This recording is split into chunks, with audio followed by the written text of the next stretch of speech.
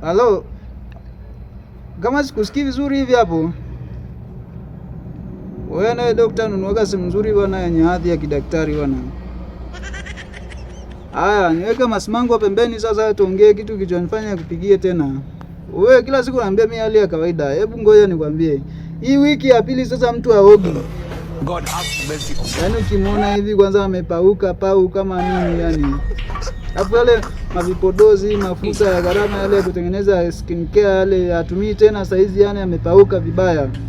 Niache na changamkiwa mtu wangu. Sasa mimi nashangaa mtu gani haogi bwana, ananuka kikwapa hiyo moja kali hiyo, vipi unapata mafua hapa saizi. Sasa ulikuwepo? Sasa hiyo mimba gani bwana mtu haogi bwana? Wewe unasemaje, unajitaka au jitaki? Ana kile kitu nikwambia unasema ni kawaida. Huyo atakuwa amechanganyikiwa bwana. Au labda nimlete kabisa huko huyo mpime labda ana kichaki. God have mercy.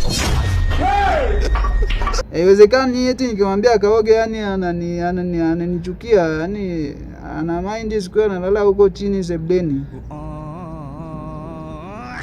Anasema eti mimi simpendi, yani anasema eti labda kwa sababu nimepata watu wengine huko labda ndio maana namchukia yeye kwa sababu eti ana ujauzito wangu.